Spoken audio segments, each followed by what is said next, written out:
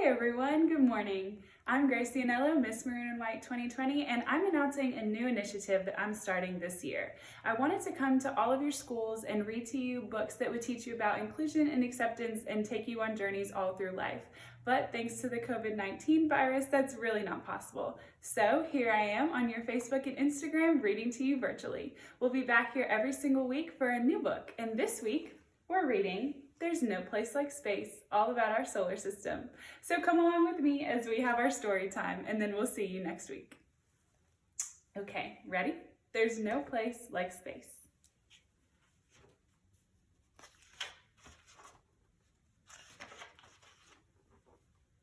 I'm the Cat in the Hat, and we're off to have fun.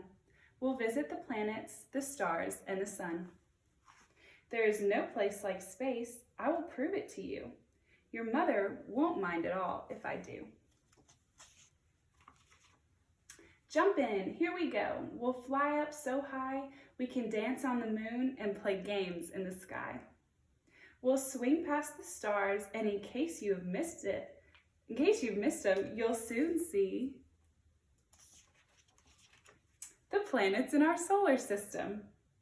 There are 8 of these planets that circle the sun, and soon you'll be able to name every one.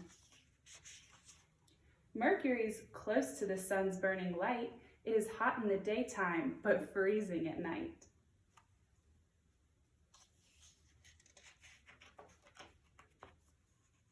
Uh-oh, sticky pages. On Venus, the weather is always the same.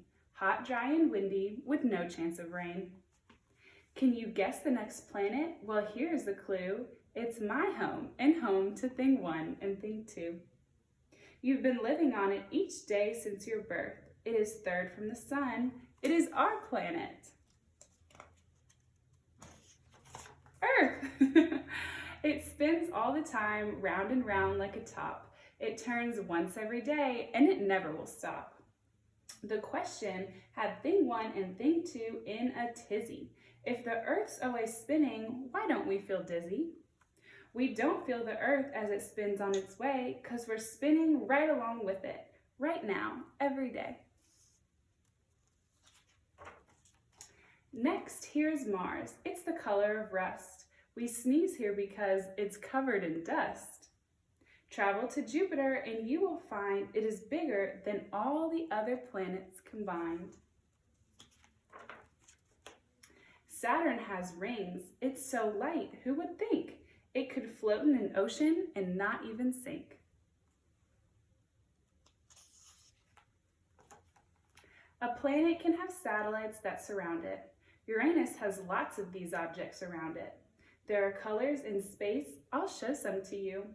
Neptune, planet 8, is a beautiful blue. We have seen all the planets, now here's a trick to remember their names and remember them quick. Mallory, Valerie, Emily, Nichols just saved up 999 nickels. The first letter of each of these words is the same as the first letter in each of the planets you name. Now here's a game you can play in the skies. Connect all the stars you can see with your eyes. It's star dot to dot. Use your imaginations and you'll see the big pictures we call constellations. A dog, the great bear, and Leo the lion, Taurus the bull, and a hunter, Orion. A star in the sky may look small, like a dot, but it's really a big glowing ball and it's hot.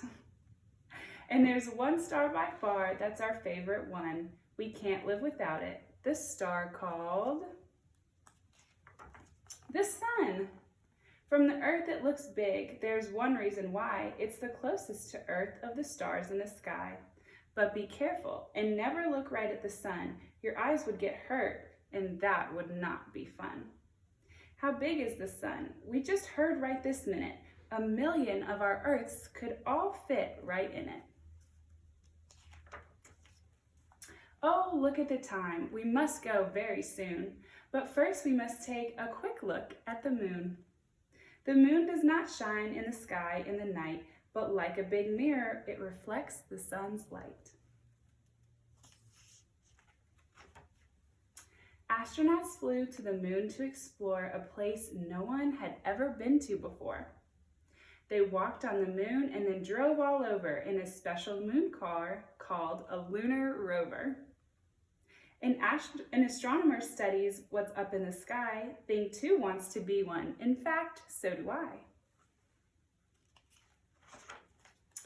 The universe is a mysterious place. We are only just learning what happens in space. So I brought you a present to look in the sky. Just put this telescope up to your eyes. Oh dear, I must go fly back up to the stars and take things 1 and 2 out to dinner on Mars. But there's lots to discover, and it might be you who looks up in the sky and finds something that's new. And that is the end of our book for this week. So I hope you all enjoyed that. I so enjoyed reading it to each of you. And if you have any book suggestions, please let me know, and I would love to read those in the future. We'll see you next week.